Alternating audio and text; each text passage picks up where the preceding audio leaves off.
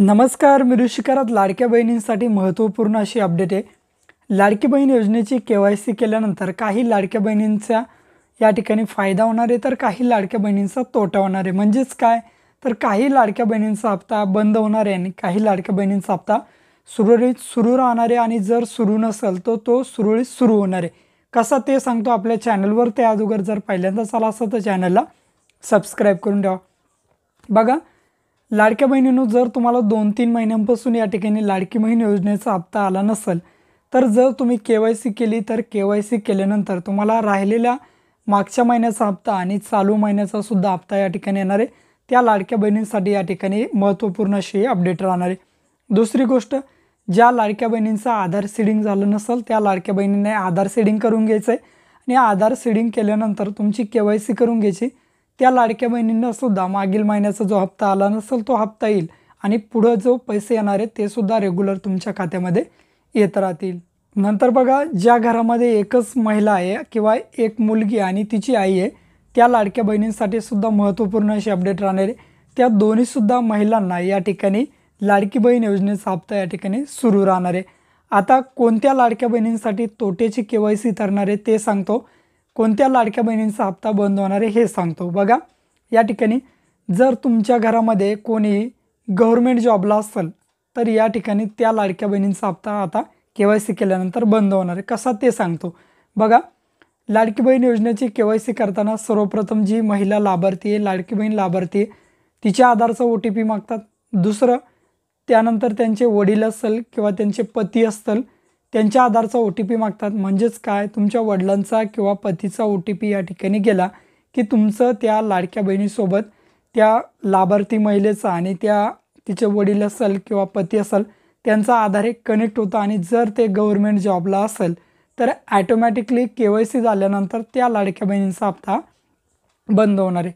नंतर बघा, ज्या लाडक्या बहिणींचं वार्षिक उत्पन्न 2.5 लाखापेक्षा जास्त आहे, म्हणजे तुमचं उत्पन्न वार्षिक 2.5 लाखापेक्षा जर जास्त असेल, त्या लाडक्या बहिणींचा हप्ता KYC केल्यानंतर आता बंद होणार आहे। नंतर बघा, ज्या लाडक्या बहिणींच्या घरी 4 व्हीलर गाडी आहे, बघा ज्या लाडक्या बहिणींच्या घरी 4 व्हीलर गाडी आहे, आता तुम्ही म्हणसाल गाडी तर माझ्या वडिलाच्या नावावर किंवा पतीच्या नावावर आहे, त्या ठिकाणी जसं तुमच्या आधारचा OTP घेतील त्याच पद्धतीने तुमच्या वडिलांच्या किंवा पतीच्या आधारचा OTP घेतील आणि तो OTP घेतल्यानंतर ते दोन्ही आधार कार्ड एकमेकांशी पोर्टलमध्ये कनेक्ट होतात।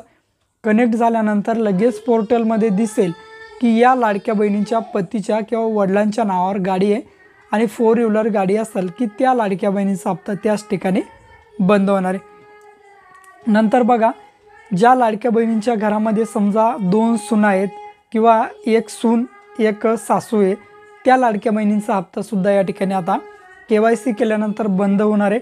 त्यामुळे त्या घरातील कोणत्याही एकाच महिलेला पैसे भेटतील, एकतर सासूला भेटेल किंवा सुनेला भेटेल। पण जर एका घरामध्ये या ठिकाणी मुलगी आणि तिची आई असेल तर त्या दोन्हीसुद्धा लाभार्थ्यांना या ठिकाणी म्हणजे त्या दोन्हीसुद्धा लाडक्या बहिणींना पैसे रेग्युलर। नंतर बघा, जी लाडकी बहीण समजा दुसऱ्या एखाद्या योजनेचा लाभ घेत असेल, मग श्रावणबाळ योजना असेल किंवा संजय गांधी निराधार योजना असेल किंवा 1,500पेक्षा जर एखादी योजनेचा लाभ घेत असेल, त्यांना महिन्याला 1,500पेक्षा जास्त रक्कम जर येत असेल, त्या लाडक्या बहिणींचा हप्तासुद्धा या ठिकाणी आता बंद होणार आहे। म्हणजे तुम्ही एकतर लाडक्या बहिणींचाच हप्ता घेऊ शकता किंवा संजय गांधी निराधार योजना असेल किंवा दुसऱ्या ज्या योजनेचा हप्ता घेत असेल त्याच योजनेचा हप्ता या ठिकाणी। नंतर बघा, जर एखाद्या लाडक्या बहिणींचा आकस्मिक मृत्यू जर दुर्दैवाने झाला असेल, त्यासुद्धा लाडक्या बहिणींचा हप्ता या ठिकाणी बंद होणार आहे।